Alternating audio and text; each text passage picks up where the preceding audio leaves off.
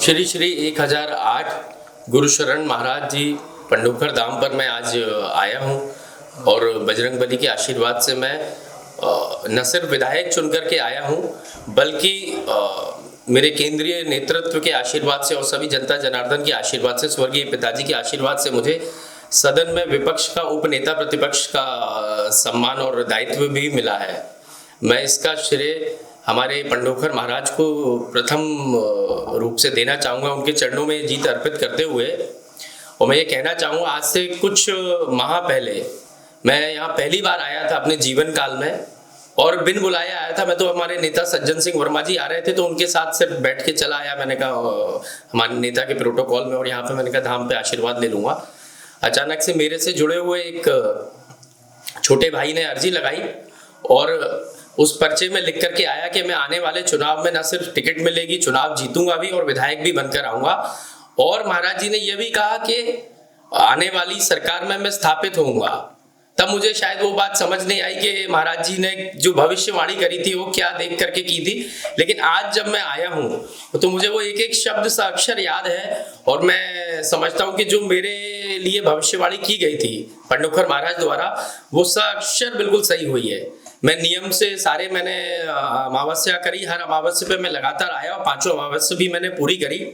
और मैं कहना चाहूँगा कि इस जीत में महाराज जी की बहुत अहम भूमिका है। हनुमान जी के आशीर्वाद के बिना, पंडोखर महाराज के आशीर्वाद के बिना ये जीत संभव नहीं थी। और जैसा कि उन्होंने उस समय पे भविष्यवाणी पूरी करी थी, जो भविष्यवाणी करी थी वो आज साक्षर पूरी हो गई है। मुझे आज विधायक बनने का भी अवसर मिला है और सदन में मुझे स्थापित करके उपनेता प्रतिपक्ष बनकर अपने लोगों की, अपने कांग्रेस पार्टी की आवाज उठाने का भी जिम्मेदारी मिली है। मैं धाम से कुछ माह पहले ही जुड़ा, मैं जैसा कि मैंने आपको बताया।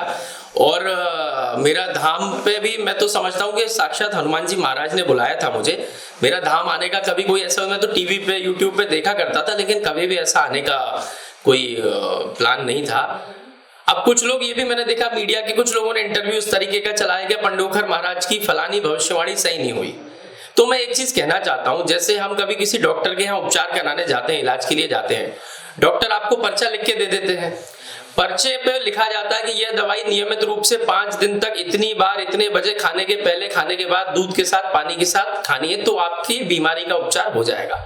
अब यदि कोई ये सोचे कि पर्चा लिखा करके ही वो जीवन उसका सफल हो गया तो गलत है। यदि आप जीवन में नियमों का पालन नहीं कर रहे, डॉक्टर की बताई हुई चीजों का पालन नहीं करेंगे तो आपका इलाज नहीं हो पाएगा। वैसे ही जब तक पंडोखर महाराज ने जो पर्चे पे लिख कर दिया है, उसके बाद अमावस्या का आप लगातार आपने नहीं किया है पूजन, जो नियम आपको बताए गए उनका पालन नहीं किया है, तो आपको जीवन में सार्थक कभी भी फल नहीं मिलेगा। और यदि आप पालन कर रहे हैं तो मैं अपने विश्वास से कह सकता हूं कि आपको जो पर्चे पे लिखा है वो 100 नहीं, 1000 नहीं, 1,00,000% वो बात पूरी होगी। तो यदि किसी की भी भविष्यवाणी पूरी नहीं हुई है तो मैं इसको बिना देखे ही मैं आपको अपने विश्वास के साथ कह सकता हूं उन्होंने नियमों का पालन नहीं किया होगा।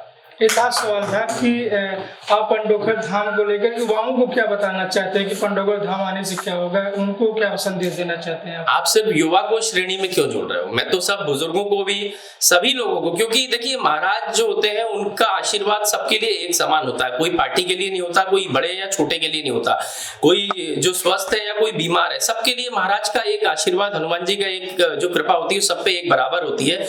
उनकी छाया सभी पर बने रहे, हम सभी को मार्गदर्शन मिलता रहे। और मैं सब लोगों से निवेदन करूंगा कि सब लोग नियम यहाँ से आए, पंडोखर महाराज से जुड़े, आशीर्वाद लें। और जो भी उनके मन में संकट है, जो भी निरोगी होना चाहते हैं, जो भी उनके मन की बात है या जो भी वो चाहते हैं भविष्य में, वह सब इस धाम से अर्जित हो सकता है। बस सच्ची श्रद्धा से आए, मन में कोई बात लेकर के नहीं आए। और जब आपको नियम बताए जाते हैं उनका बिल्कुल 100% उसको अपने गीता मान करके, उसको अपना संविधान मान करके उसका पूरा अक्षर पालन किया जाएगा तो मैं समझता हूँ हर चीज यहाँ इस धाम से संभव है।